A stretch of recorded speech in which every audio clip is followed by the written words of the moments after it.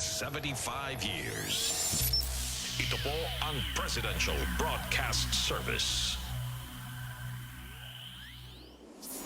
Pakinggan, panoorin, agaran in real time, o balikan sa pag-scroll up and down. Mga balitang dapat malaman, impormasyong tunay at napakikinabangan. Saan ka man, sa buong kapuluan, mababangon sa bagong sigla. Kababayan, kasama ang social media. Powered broadcaster ng bagong mamamayan. Tapat sa pag-uulat. Ito po ang Presidential Broadcast Service sa Metro Manila. Radyo Pilipinas 1, 738 AM. Oras sa buong Pilipinas, 5 minuto makalipas ang alas 3 ng hapon.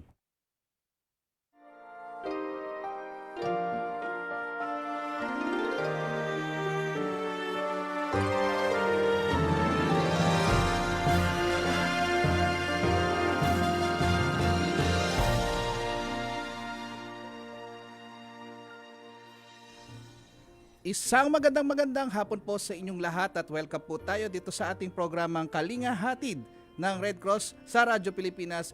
Ngayon pong ika-15 ng buwan ng Setyembre 2024 at nasa kalahati na po tayo ng buwan ng September. At sabi nga nila, 100 days before Christmas na raw po na lang ang natitira ha. Nagka-countdown na po tayo ha para sa nalalapit na Pasko for 2024. At syempre, inaanyayahan namin kayong pakinggan at subaybayan ng ating programa hanggang alas 4 po tayo ng hapon ngayon. At syempre, nais nating pasalamatan ng bumubuo ng ating programa mula sa Presidential Broadcasting Service na nagdiwang ng kanilang ika-77 taon nitong nakaraang September 12. Congratulations and happy anniversary. Siyempre, ang kanilang Director Bong Aportadera, Station Manager Sir Alan Alyanige, si Sir Ray Sampang at si Sir Maki, sa technical side Sir Oli Lopez at si Ma'am Joy Timida, nandyan din po si Sir Mike. At sa Philippine Red Cross ang ating Chairman and CEO Richard J. Gordon, kasama ng ating Vice Chairperson Governor Corazon, Alma de Leon, at ang ating Secretary General Dr. Gwen Pang, at iba pang Board of Governors, Board of Directors, ng mga chapter natin na may gitsandang chapter, kasama ang kanilang mga administrator at Red Cross 143 volunteers at Red Cross Youth. Napaka-espesyal po ng ating talakayan ngayon at syempre ang ating Secretary General nga pala ay nasa isang venue ngayon. Nagsasagawa po kasi ng mass blood donation ang mga kawani ng Philippine Basketball Association na dyan po sa may Araneta Coliseum. Kung nais po niyong mag-donate ng dugo, punta lamang po kayo dyan at nandiyan po tayo ngayon at nagsasagawa ng mass blood donation. Okay, parating po ang ating Secretary General Dr. Gwen Pang dyan. At syempre makakasama na po natin via Zoom ang ating Vice Chairperson, ang ating walang iba si Governor Corazon, Alma de Leon. Magandang hapon po, ma'am. Yes, good afternoon. I'm so pleased that we have our guest, Mr. Gopal Mukherjee, Program Coordinator of the International Federation of Red Cross and Red Crescent Societies. But before that, we have a message direct from retired Chief Justice Hilarion Davide Jr., which I think applies to our guest right now. The message goes like this. A while, I'll get it.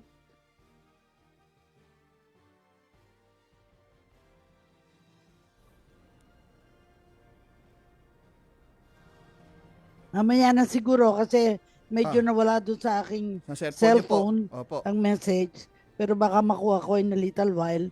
Opo. Simulan na natin to introduce Mr. Gopal Mukherjee, Program Coordinator of International Federation of Red Cross and Red Crescent Societies. It's the first time po natin siya makasama. Of course, they're already. Let's ask him to greet our listeners, our watching our program. Go ahead. We call you Mr. Gopal. Go ahead. Good afternoon, sir. Thank you. Good afternoon. Nice to have thank you, Ma'am Cora, for the nice introduction. So, thank you. Yeah. So, first question that we always ask is, can you tell us a short background information about you because it's you who will be the featured guest in our program today. Go ahead, Mr. Gopal. Thank you, ma'am. Such an honor. So just a little bit about myself. My name is Gopal. My surname is difficult to pronounce. It's Mukherjee. But generally in the Philippines, people call me Gopal, and it's like Go Philippine Airlines. It's very easy to understand. And presently, I work as a program coordinator with the International Federation of Red Cross and Red Crescent Societies, based in the Philippines. And you can find me in the Philippines Tower on the 7th floor, working with IFRC. Uh, Before my time in the Philippines, I worked with IFRC in China. My previous stint in the Philippines, 17 to 19, with Democratic People's Republic of Korea, Mm. East Asia, South Asia, and a couple of more countries. And before Red Cross, I worked with Family Health International, Handicap International, and Care International for a long time. And in the Philippines, I live here with my family, my wife, and two kids. And we are Oh, very happy. thank Thank you you. very much. But before that, I wanted to read the message of the retired Chief Justice Hilarion Davide Jr., which I miss in my cell phone. Now it's available. He said, on this blessed Sunday, the 15th of September, let us learn more about the storm. Storms do come to our lives. Sometimes other people cause them. Sometimes we cause them by our lack of faith, pride, prejudice, greed, hate, and selfishness. Sometimes God would cause a storm to test, strengthen, and build us. God alone can save us from and take us through the storms in our lives, giving us the faith, hope, courage, and strength and endurance we need. Let us always pray and ask God to grant us all of this to face and overcome the storms in our lives. And I think it's a very good way to start.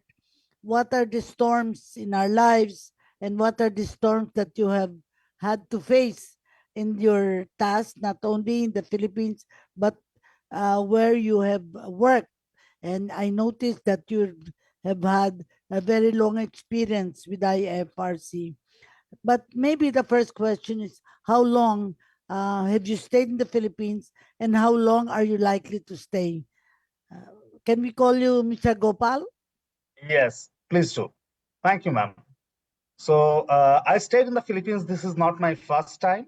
I stayed here between 2017 and 2019 for a little over 2.5 years.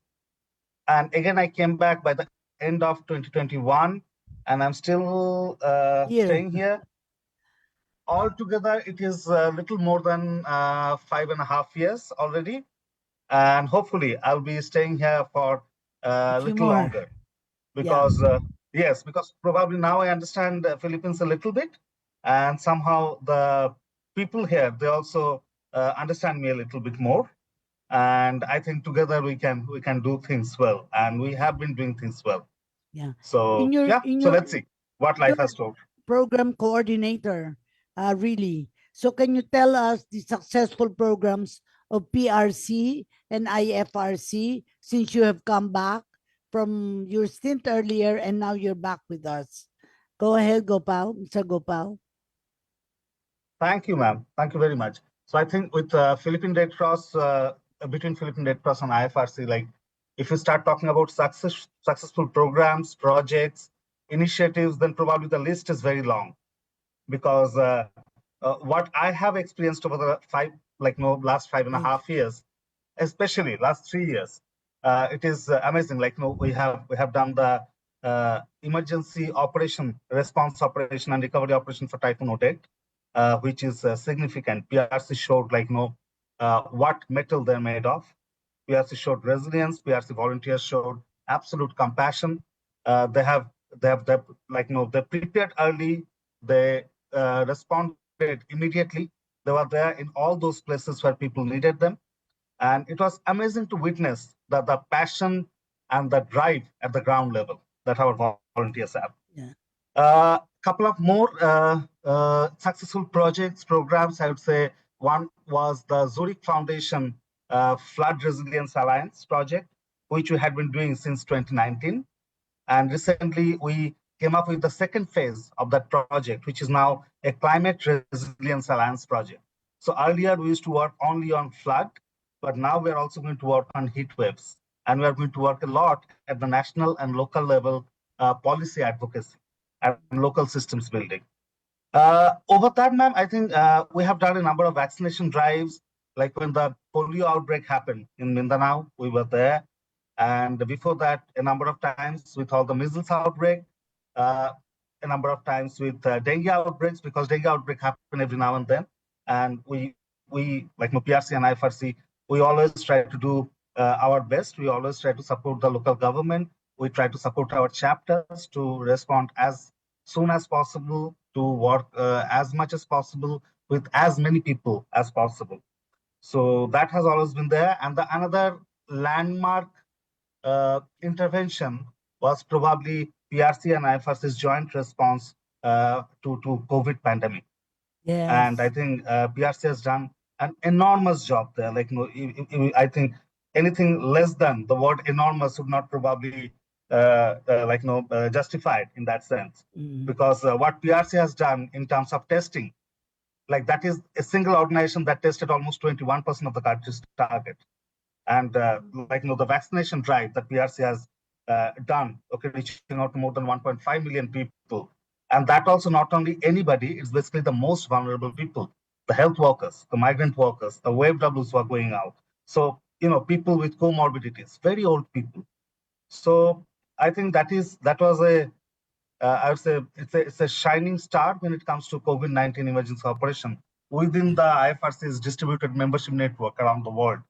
So that was definitely a milestone for IFRC as well. So Yeah. I think I told you, the list is so long that we can just go on and on and on. But the thing is, probably I just highlighted that one now. Yeah. Thank you. Yeah. But one of the things that came about, I think last year, or if not early this year, was the visit of the new president of the International Federation of Red Cross and Red Crescent. And I think it's very important to share with those watching us that it has been a significant achievement for no less than the new president coming to the Philippines. And you were all there to meet her and to have, I think, a huge conference when we had already in the Philippine Red Cross. Maybe the next question is, what are the, you have visited obviously the disaster affected areas in the Philippines. Can you name some of them which you have visited and therefore can share your experience there? Go ahead. Sure, The ma'am. places you have visited. So I think so the recently we visited and we actually put a lot of focus in Cebu. And there's a place in Alegria. So I think I'm not going to talk about a number of areas, but let me just take up one story and talk a little bit about it. What we have done there, like PRC and IFRC together, and what were our experiences. So this there's a small coastal town called Alegria. So, and it takes around 4.5 hours from the Cebu city to drive on that side. And this area was completely devastated by Typhoon Ode. So we have done our relief operations and provided support to so many families over there. But then we realized there are at least 65 to 75 families. Their houses have been completely destroyed. And they did not have that kind of resilience. Yeah, it's destroyed, not only damaged, but their house kind of completely damaged. So, and they immediately needed shelter assistance. Otherwise, they really didn't have a roof on their head to stay. So with PRC's leadership's approval, support, and the support from the chapter, we reached out to the municipality mayor, who was a very nice gentleman, Dr. Maggi, and he supported us in planning. He supported us in identifying the area and probably doing everything possible to make sure that these people have a comfortable life. So after a lot of back and forth, after a lot of planning, after a lot of challenges faced, because COVID was still not completely gone by that time, and also the terrain is it's made of limestone, and we had to create like build houses on the terrace. Yeah. So, and moving heavy equipment on those areas, that was also quite a challenge. But people always say that Red Cross is all about challenge, because if nobody can do it, then definitely Red Cross have to make sure that we are there, we make it happen, because that is our main thing, reaching the last mile and reaching to the most vulnerable people in probably the most difficult to reach areas. Yeah. And so after navigating through the area, all the challenges, after facing a lot of them, we finally came up with 71 houses in Alegria. And I think in March 2024, when Chairman Gordon was there, our Secretary General, Dr. Pang was there, all of us went there, and finally we handed over the project to the beneficiaries, along with the government officials over there. Yeah. And that's what Red Cross is all about. When you hand it over to the beneficiaries, you talk to them, you see the empowerment in their eyes. You see the genuine gratitude in their eyes, and that's what fills your heart. So probably that was just one example from one of the emergency operations. I can go on and on, but maybe I'll just limit myself here at this part of time. Thank you. I think it is very important to share to the listeners that the engagement of the International Federation of Red Cross and Red Crescent in the country is really related to the priorities of the local of the country. And I think you have seen for yourself why the most vulnerable, like Alegria, has been devastated. And so you really zero in on the most vulnerable. And I think you've seen for yourself, having, I'm sure, visited the area. You have been there in the area, you've seen it. And of course, I don't want to think in terms of which more you are going to visit in this coming few months.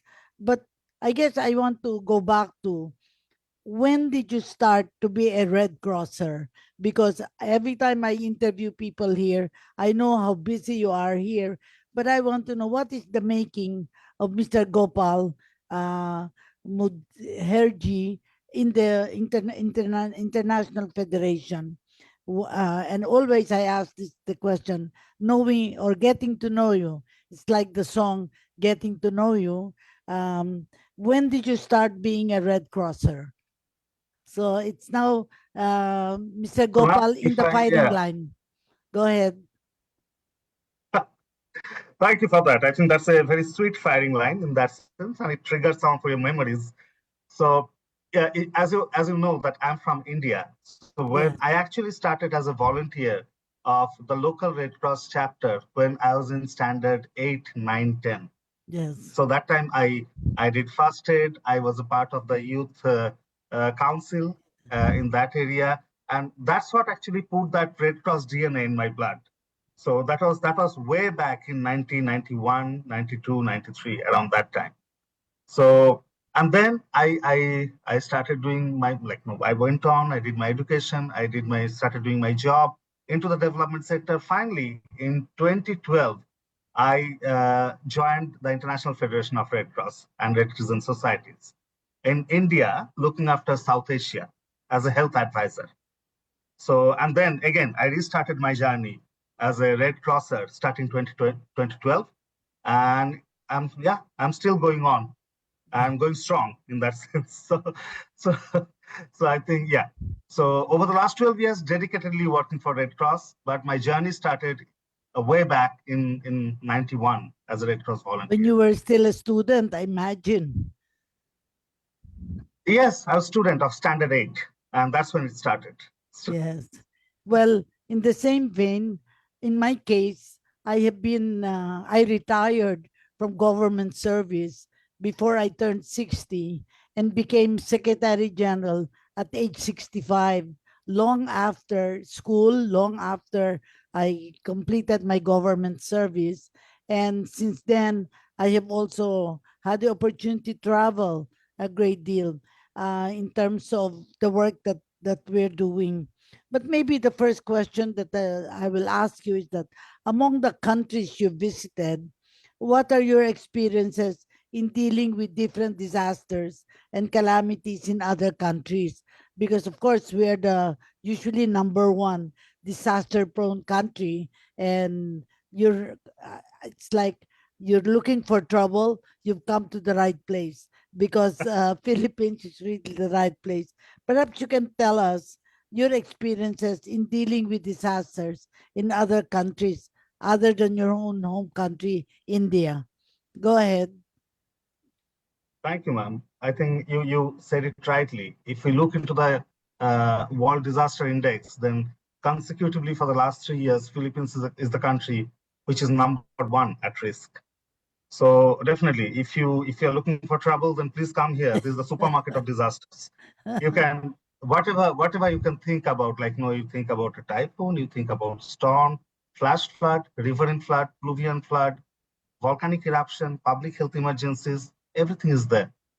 But I think, before I go to other countries, about Philippines, what I realized, like people still respond here with a smile on their face, which shows our resilience as Filipinos.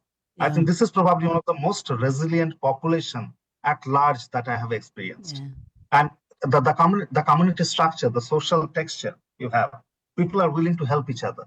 Because the first responder is not even a volunteer. The first responder is your neighbor. And here, the neighbors support each other, the friends support each other. So that is, I would not say unique, but that feeling is very strong here. The bonding is very strong, the human-to-human bonding, a genuine urge to kind of, help each other, support each other, which is amazing. Now, if I talk about disaster in other places, so at the end, it is people who are suffering. So it really doesn't matter what kind of disaster it is, or in which country. It's a rich country, it's a poor country, it's a country with some kind of conflict. But at the end, it is people who suffer, and at the end, it's people who bounce back.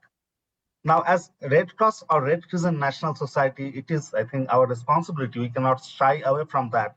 That we have to support people. We have to support the most vulnerable people in wherever we are. And I think that's what we do in whatever disaster we have seen. Like I have seen the Gujarat earthquake in India when I was still a student responding. Then the 2004 tsunami, which was devastating across many countries. From there, different floods, different cyclones, typhoon, different kind of disaster in the Philippines, volcanic eruption, all the different kind of public health emergencies. And then recently COVID, because I went out from the Philippines in January 2020. I went to China. I went there, COVID started.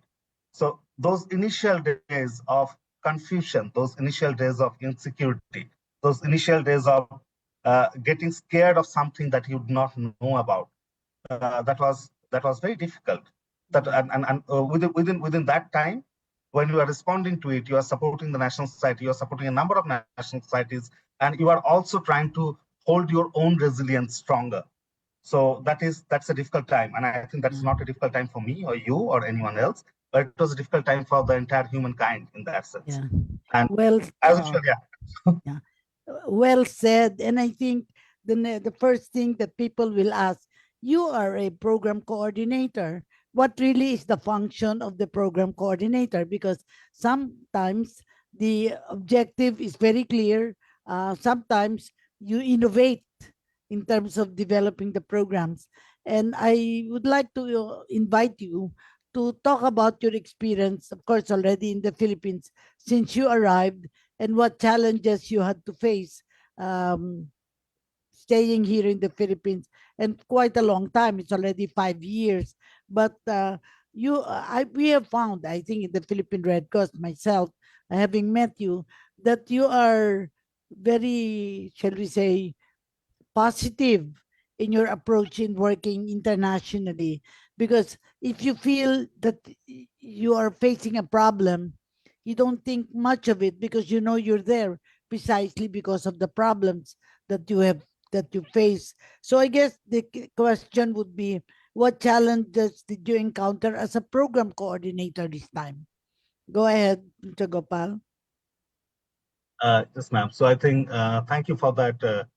Those kind words. I think you're talking about positivity, but I think what options do you have? Like we have to Yes. be positive. So at the end, I think challenges, especially in our line of job, as you're saying, that if, yeah, we are there because the problems are there. We are there because there are challenges. So I think we appreciate it, we acknowledge it, but we are never scared of it. And recently, what happened? I think challenges in terms of I think it's not only my challenge as a program coordinator, but I think it is a Red Cross thing. We try to deliver a lot of things with very less resources. Yeah. So if you actually try to calculate it, then Red Cross deliver value for money. And we can only do it because we have this enormous compassionate volunteers, number of compassionate volunteers at the field. Like in here, we have RC 143. In other countries, they are known as something else. But that they are what is our backbone, what is our heart, our head, everything.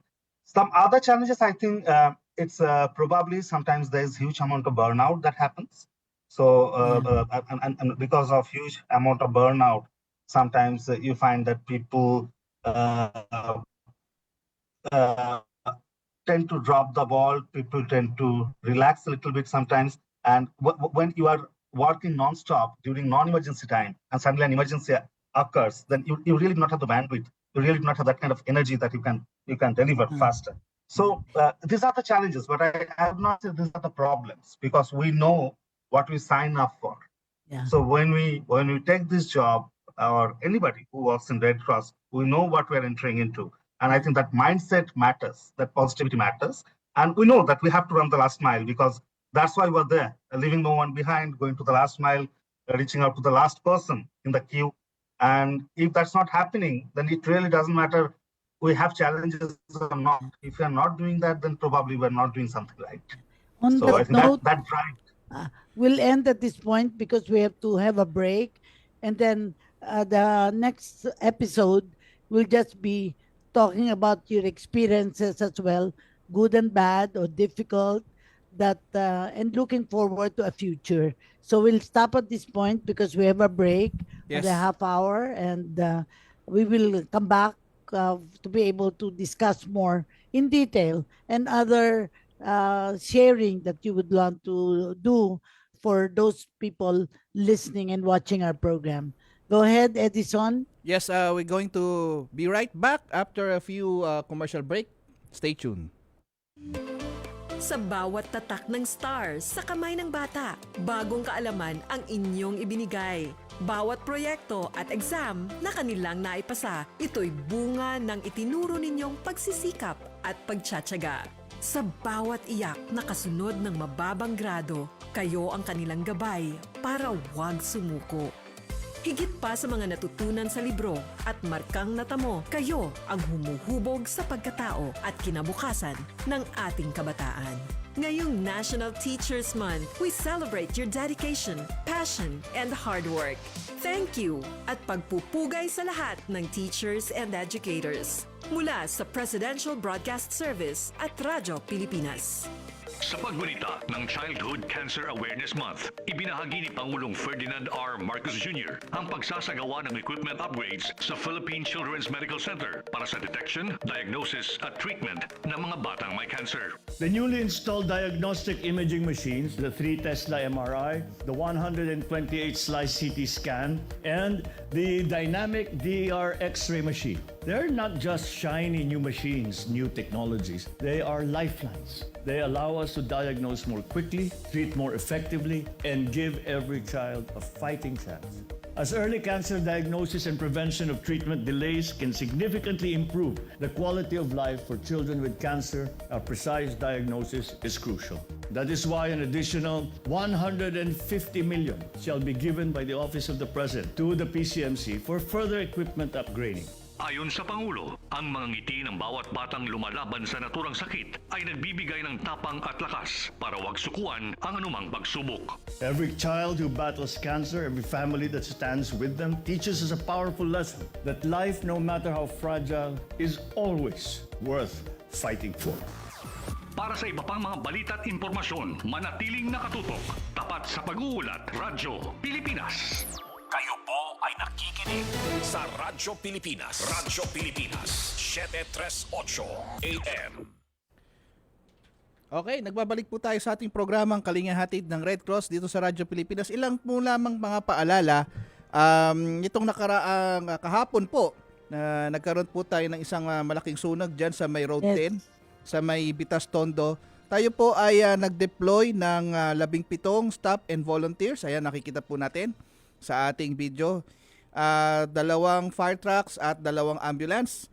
At ito po ay umabot sa Task Force Bravo, ha? At gumamit na nga po ng helicopter ang ating mga kasundaluhan. Ha?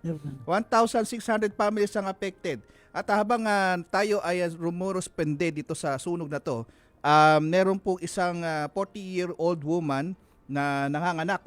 Tayo po ay nagpaanak dito sa babaeng ito at successfully nagkaroon po siya ng baby girl at dinala po siya sa ospital ng ating mga kasama at binibigyan para commemoration po siya at ng congratulations ng ating Chairman and CEO Richard J. Gordon dahil sa kanilang ginawa dito sa pagpapaanak sa babae. Sila po ay si Chairperson Dakut at si Joshua Pokis. Ayan, mga taga Emergency Response Unit. Kasama po yan ng National Headquarters, sa Port Area at sa Manila Chapter.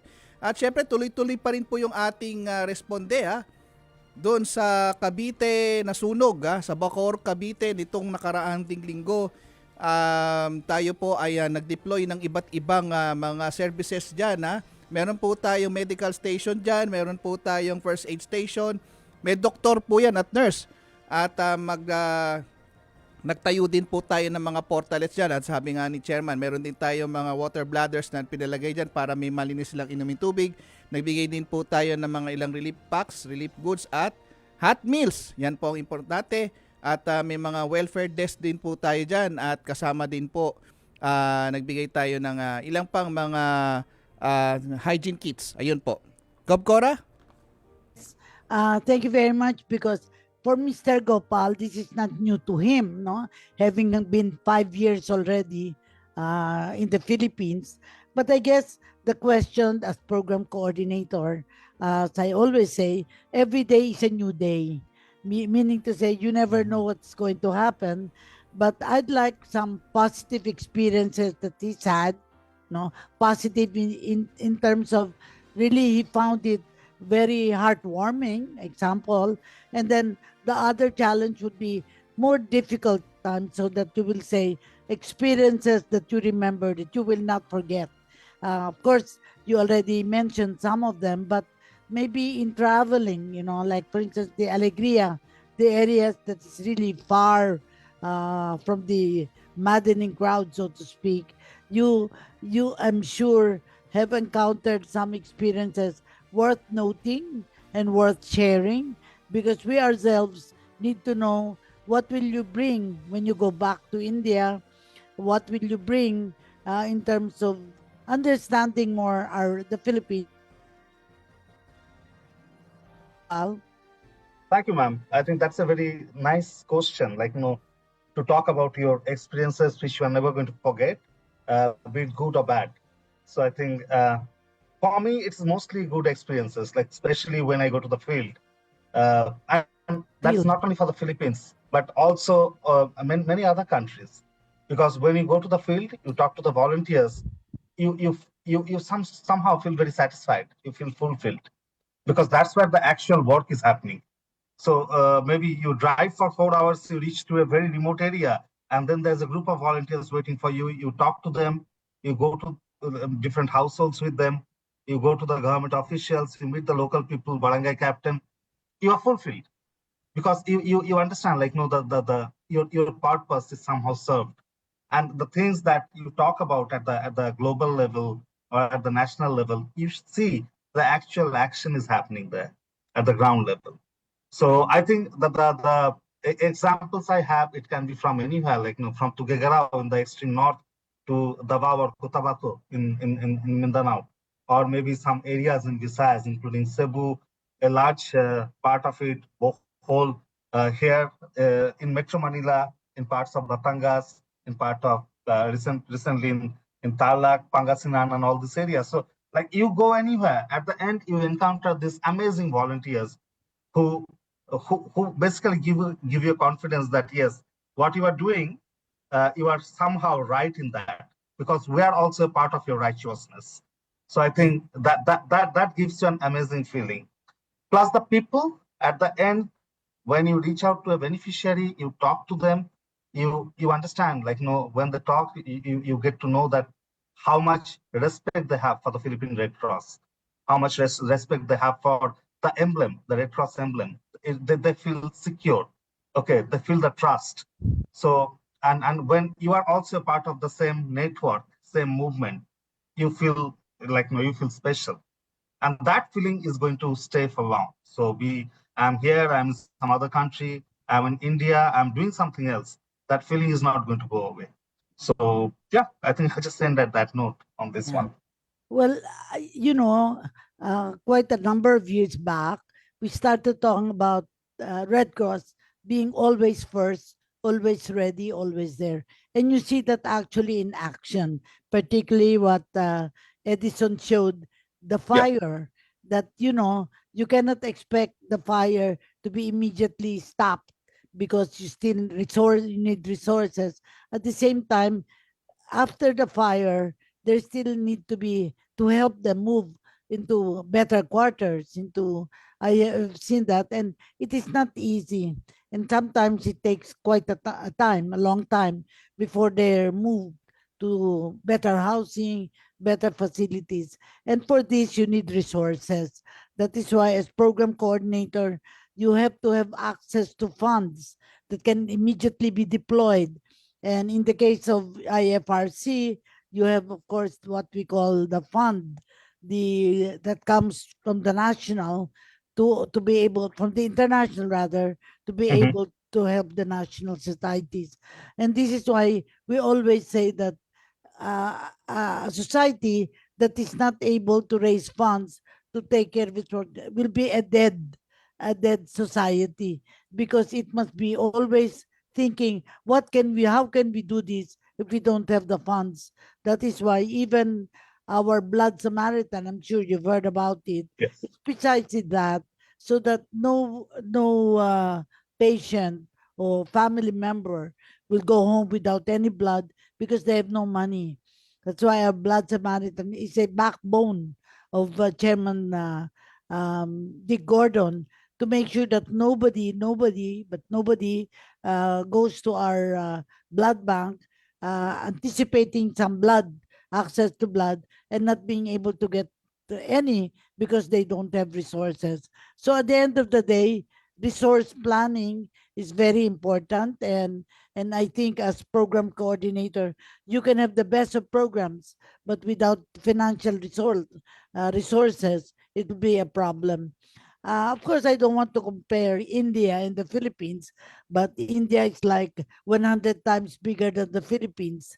And I know I have been only to to um, I forgot already.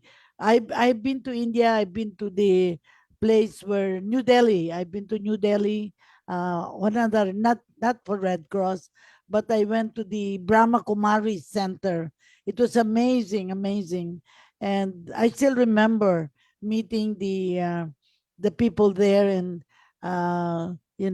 quietly moving about, because they're not really talking, and it's a constant prayer, but moving in such peaceful energy that I saw. And I feel that every Red Crosser in the Philippines should be able to see India, because it's such a large country, very rich in its culture. And so I think someday there ought to be a possibility that some Red Crossers can go and visit India if they have not done so. I think this is something that we can develop in terms of how many have not yet been to India. Because when you see India, I think you have seen the world. That's how I think. Go ahead, Mr. Gopal, react to my comments. Go ahead. Ma'am, I think thank you for these kind words. As an Indian, I feel proud when you talk about this thing so nicely. Uh, yes, I think when it comes to population, India is very big. It's the largest population in the world. It's almost like a subcontinent. It is so diverse. But I think when I compare Filipinos and Indians, I think we're very similar as human beings. Yes. Like we somehow we value family, we value society, we respect our elders, we know how to have our fun. We are very happy-go-lucky people, uh, and at the end, I think we have that brotherly, friendly feeling. We know how to support each other and how to, if not possible to stand by each other during their happy times, but we make sure that we stand by people during their difficult times. So I think that's what make us very similar to each other. And another thing I think in the Philippines, I'm not comparing, but Filipinos have very big heart. So so especially like when you go to the field level, if they have only something little to eat, and I go there as a guest, they know that probably they really do not have anything to eat for dinner, but they will still offer it. Yes. So I think this is uniqueness of this society, the culture, the respect for guests, the respect for elders. So I think that is an amazing thing that I've learned here. But working in number of different countries, what I learned that people are generally good. People trust you. The thing is, unless you break their trust, they trust you. They want to help you with everything they have. And across the world, wherever I went, I felt this huge appreciation and respect for the Red Cross. So, and yeah, that gives me that extra pride as a Red Crosser and being a part of this movement. I think the concept of the Asian spirit, Yes, it's for not sure. just an airline, but an Asian spirit means we dwell on the innermost feelings of people and interested to know more about the country through the people. And Exactly. I think it's wonderful. And of course, being in the Red Cross, you're part of international organization that is rooted in really helping others to be the best that they can be. And I think that this is why in our program, I was suggesting to Edison that as much as possible, we get the spirit of the volunteers, of the delegates who are working in partnership with PRC. I don't think anybody should leave our country without being interviewed about what they learned from the Philippines and what they will bring back home, and also what they can teach us in terms of their own experiences and the friendliness that have come about living in the Philippines. Of course, I don't want to to ask you about our volunteers in the Philippines because, as Chairman Gordon would say, our lifeblood are really the volunteers. But maybe as part of our closing would be, what best words can you describe the Philippine Red Cross if you were, let's say, living already, and say, what do you remember? What do you celebrate? And what do you believe with the Philippine Red Cross? I think it's a fine parting shot that you can live as having served as program coordinator of IFRC. Go ahead, Mr. Gopal. Thank you, ma'am. I think it's a very nice question, but it's also a very difficult question because I think I work so closely with the Philippine Red Cross that I somehow most of the time don't feel that I'm part of anything else. I think I'm a part of PRC, and I think that's why it comes from. Like, if we PRC, like for me, I'll just talk about first my personal Yes. sphere. So I think my at my personal sphere, PRC gives me that space and the opportunity that I can I can work as one of you. Like I Yes. don't feel that I'm not a part of you. I don't feel that I'm coming from some other country. I'm doing some other kind of work. No. Yes. So if I'm a part of your celebration, I'm a part of your problem. I'm a part of your challenges. I'm a part of what's happening with the volunteers, and I'm part of what the leadership is thinking about. So for me, I don't see or feel that I'm different in that way. But that inclusion is amazing, and I'm really proud to be a part of this whole being, not IFRC, PRC, or movement or membership different in that sense. The other thing, I think what I learned and what I received from the country in general is a lot of love, lot of respect, and not only for me, for my family. like they are extremely happy and blessed to be here. So if your family is not happy, then probably you cannot be very efficient as a worker, as a person. So I think this place, the inclusion, that kind of that they can feel it. Okay, they endured it. They kind of internalize the whole thing. And third thing, when it comes to work, I think PRC, Philippine Red Cross, is an amazingly strong national society with very strong technical capacity, with systems. I would not say that there's no scope of improvement, because if we stop improving, then probably we are God or we are dead. So we're none of it. Okay, so we need a lot of improvement, but I think PRC shows amazing agility, accountability. And as an organization, it is growing very fast, and it is growing with a purpose. Yeah. And not only in this country, but I think probably in the coming years, Philippine Red Cross will offer a lot of learning and lot of capacity development, capacity strengthening, peer-to-peer opportunities for the other national societies in Asia Pacific. And of course, being a part of it, I was very fortunate in that sense. In the process, I learned a lot while trying to develop PRC's capacity as a national society. And I think the journey will continue. And the journey will not only stop when I leave the country, it will continue even after that. So I think that's all from my side. Thank you very much. One does not really leave the country. The memories remain, whatever, because ourselves, whether we studied abroad, whether we worked somewhere else, every experience must be remembered. It's a treasure of an experience. So in meeting you before in many functions, I know how positive you are in your work, and now only realizing this is why I really look forward to having you in our radio program, so that not only the staff of Red Cross will meet you, but even the volunteers and the other staff in the other chapters, which you may not likely visit, but of course, others that you have visited will remember. And when you remember, you celebrate. And we celebrate, you believe that this is what Red Cross is all about. It's a future of Red Cross to be with others, because we're an international humanitarian organization. So, of course, final words. Yes, final words. Perhaps I ask you, yes, Edison, Yes, we're going to have for the final words na. So, final words. yes. Edison is the one who tells me you have to stop now because time is of the essence. Go ahead, Mr. Gopal, your final words. Thank you, ma'am.